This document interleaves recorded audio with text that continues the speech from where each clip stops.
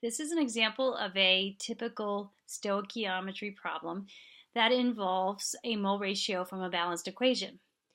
So there are some very predictable steps to follow when solving a stoichiometry problem. So I'm going to go through this problem with you today and show you how this works.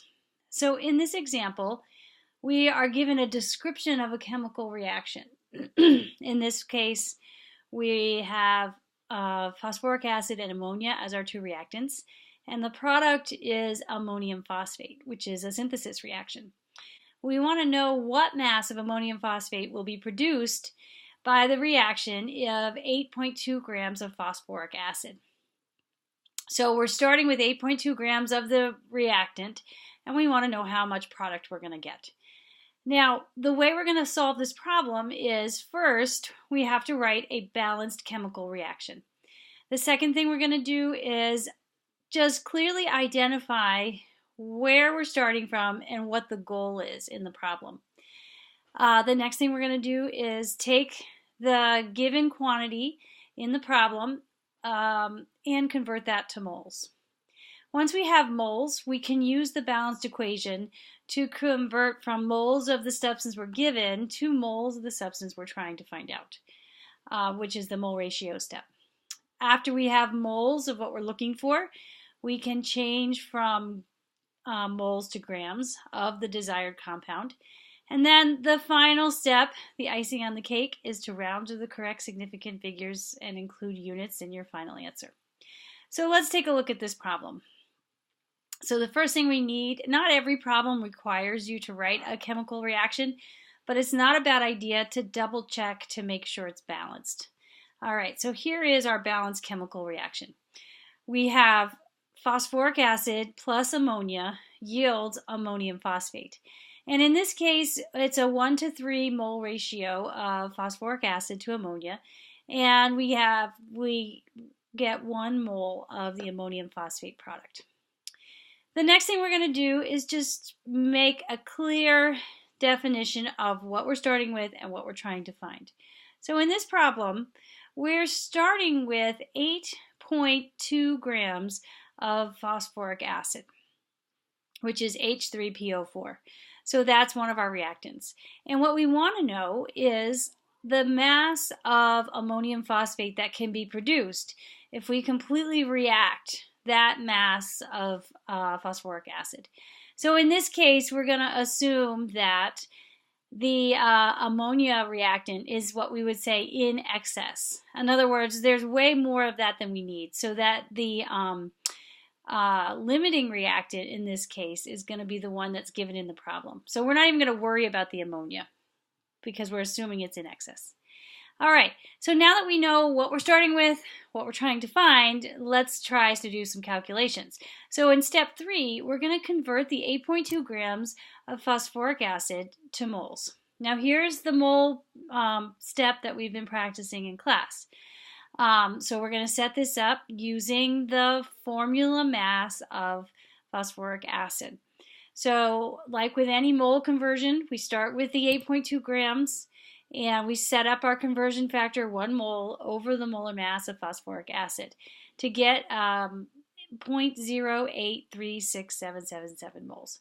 Now, I'm not going to round to significant figures at this point. I'm going to wait to the very end of the problem. This whole problem involves multiplication and division, so we can just wait till the end for that.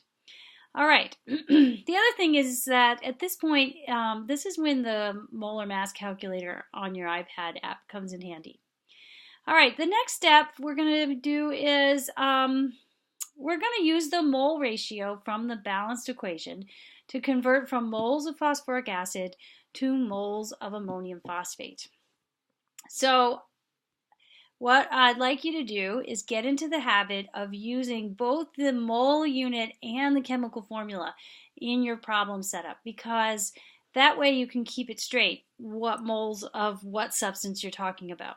So we take the answer to the step 3, which is the moles of phosphoric acid, and we're going to set up the mole ratio. Now in this case, it's a 1-to-1 mole ratio, because for every 1 mole of phosphoric acid that reacts, we get 1 mole of ammonium phosphate out of the reaction. All right, so even though the number hasn't changed, this step still has to be present in your work to show how you got to the moles of the product. And if you do this correctly, the moles should cancel. The next step, now that we have moles of the product, we can convert that back to grams. So here's another half of our mole calculation. So we take the number of moles of ammonium phosphate and we multiply by the molar mass of ammonium phosphate. So again, I'm setting this up using dimensional analysis so I can clearly see what unit I need to put where and how things are going to cancel out. So then I get 12.4756 grams of ammonium phosphate, and then the icing on the cake, rounding it to correct significant figures. Well, you're probably wondering, how many significant figures should it have? Well, if we look back at the original problem, the number that's given in the problem, there's only one measurement, and that's 8.2 grams of phosphoric acid. That has two significant figures, so our final answer must be rounded to two significant figures. So the final answer is 12 grams of ammonium phosphate.